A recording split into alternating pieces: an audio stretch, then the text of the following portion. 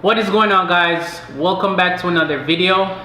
In this video, I'm going to talk about 12 foods that I found was the most effective in helping me when I was going through this period of cholinergic urticaria or chronic hives or whatever you want to call it. So in my phone here, I have some notes that I have taken when I was doing my research.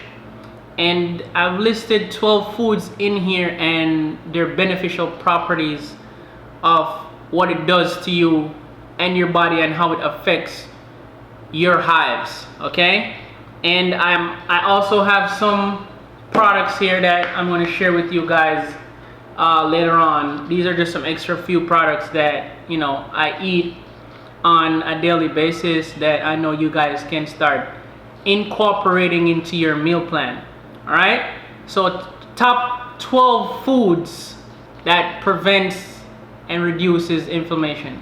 All right, number 1 is mung bean sprouts. Okay, now there's a difference between mung bean sprouts and bean sprouts. When you go to the supermarket or wherever you may go shopping, you may see when you go to the refrigerator, you may see they have bean sprouts, and they have some little white heads on them.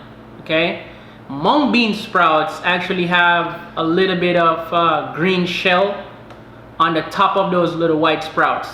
Okay, you can also sprout your own mung beans. So you'd go to the Asian supermarket or wherever, maybe Walmart, and you can buy those mung beans and you can sprout them yourselves. That's what I usually do. I buy my own mung beans and I sprout them myself. All right.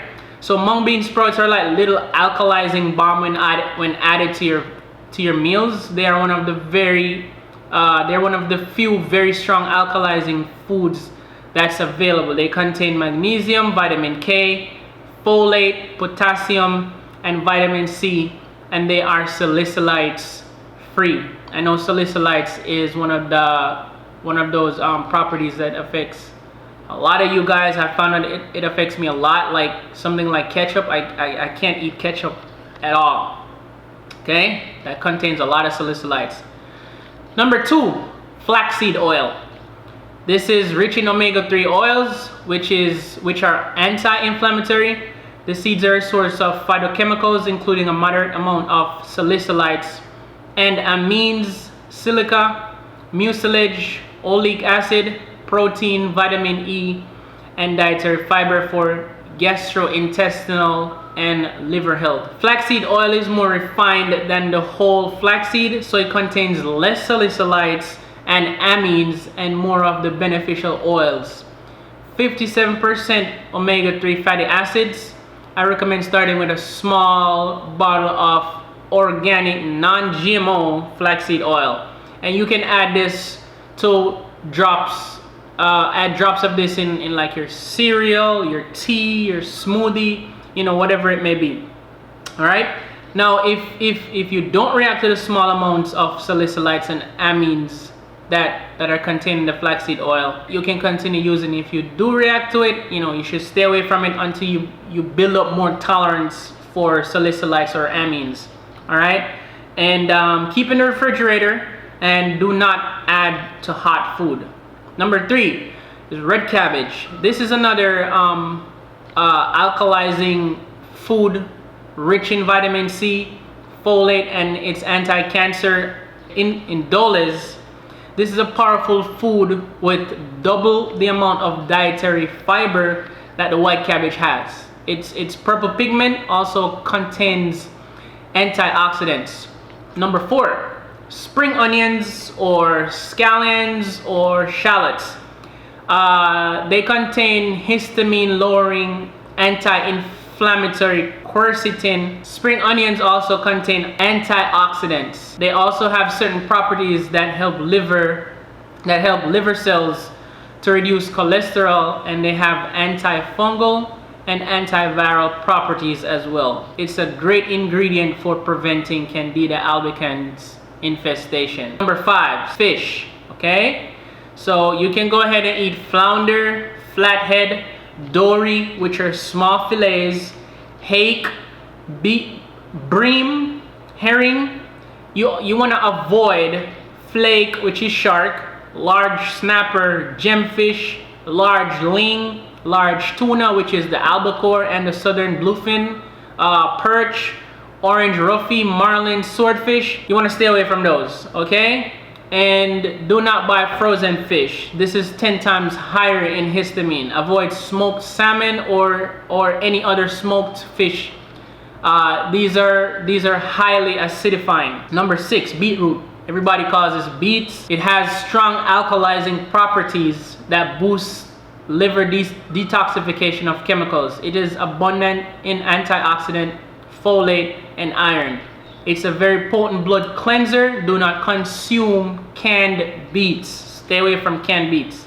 Alright? Buy the natural beets. You can grate freshly peeled beets in your salad sandwiches, using freshly made vegetable juices. Beets also contain a moderate amount of salicylides. So if you find that you don't react to salicylides again, you know, this is a great food. If you do, avoid this food until your tolerance level for salicylides improves. Right? Number 7 is oats. You want to use rolled oats, and this is the oats that I use. Okay? It's rolled oats.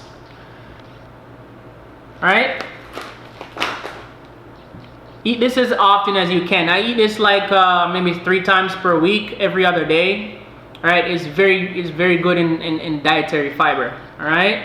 Number 7, I just peeled this also. It's a papaya or pawpaw. Well, they're 2 different things. A papaya and a pawpaw. They're very potent in antioxidant, protect against inflammatory damages and tumor growth. It's a rich source in vitamin C, and they possess a certain enzyme which kills parasite in the gut. Low in salicylides, contains moderate amount of amines. Avoid if you react to amines. You want to wait until your tolerance level for amines improves. Number 9 is saffron, and this is what saffron looks like.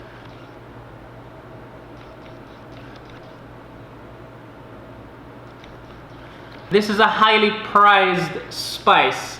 It has anti-inflammatory properties and is a natural source of antiseptic, digestive aid, and antidepressants. Now you can use this to color your rice.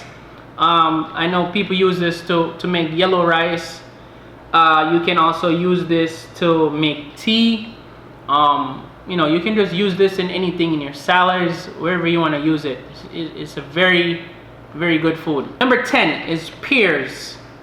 I don't have the pears right now in my fruit basket, but the pears that you should get, I will leave the name of that specific pear in the description below. This has potent properties that is antioxidant, anti-inflammatory, antifungal, anti-cancer. It is one of the few low in acid, low in salicylides fruits. This was the only fruit I personally ate while I was going through my journey. Number 11, carob. Now this is what your carob looks like. This is naturally caffeine free. It has a sweeter taste than cocoa. It has anti-cancer compounds and is a great source of calcium, magnesium, vitamin B2 and B6, dietary fiber, and a lot more. Substitute your chocolate for carob. Number 12 is potatoes. You want to eat the white potatoes. You know, you have the golden or yellow potatoes, you think.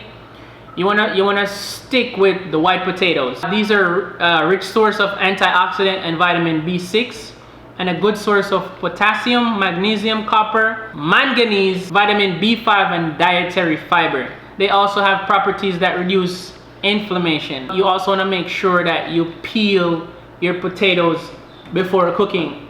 And I'm just gonna throw in a few more stuff that I personally eat. So this that you're looking at is, let me turn it this way. These are, I know it looks like wood, but it's actually known as burdock root.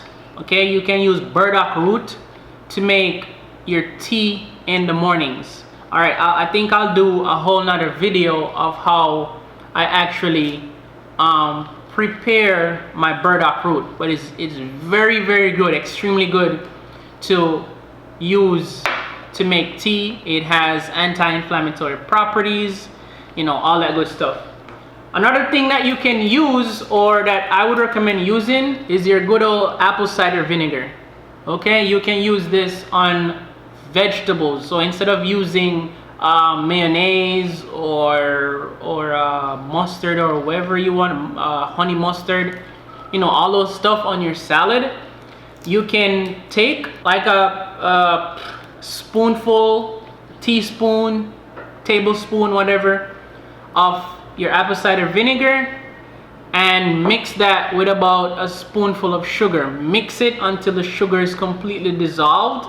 That will give you kind of like a sweet and sour sauce, and you can pour that on your salad and eat your salad. Next thing that I eat is pancakes, pancake mix.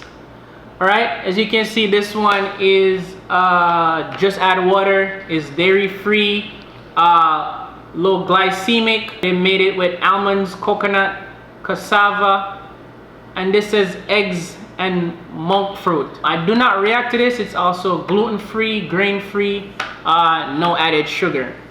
If you are allergic to any nuts, almonds, or whatever, stay away from this. If you do react to eggs, I suggest stay away from this.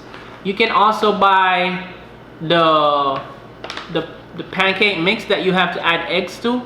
And what you can do is buy the egg replacer, and I'll show you what that looks like. You can get your egg replacer, and you can use that in your pancake mix if you do react to eggs. All right, another thing that I use, which is also very good, very potent in antioxidant, anti-inflammatory, is turmeric. Okay, do I have this upside down? Okay, there we go, turmeric. You can get the turmeric tea bags, and you can make tea with this every morning. All right, and to put on my pancakes or to put in my tea or whatever I want to eat that I want to make sweet, I use agave. This is natural, non-GMO agave. You can also eat rice. The type of rice that I recommend for you to eat is the natural brown rice, the unprocessed, not natural brown rice. So take a look at this brand again. This brand, they have the brown rice that's unprocessed. So you can go ahead in Whole Foods or, you know, wherever you shop, and you see, if you see that brand, and buy that type of brown rice. All right, or you can buy, if you want to eat white rice, get the sushi rice. So you go to either Asian supermarket or wherever that sells sushi rice, and you buy that type of rice and eat. For vegetables, I just personally stuck to iceberg lettuce. So you can use iceberg lettuce, some carrots, you know, shallots, as I listed before. And I haven't eaten garlic in a long while, so I stayed completely away from garlic. But you know, that's just an insight into some of the foods that you can start implementing in your diet elimination process to see what food chemicals that you are, you know, specifically reacting to, right? So that's it for me, guys. I hope you enjoyed this video. I hope you got tons and tons of value, and I hope this video really helps you. Leave a like, comment below, let me know what your thoughts are about this video, and share this to a friend who may be struggling with this kind of condition. Until next time, peace out.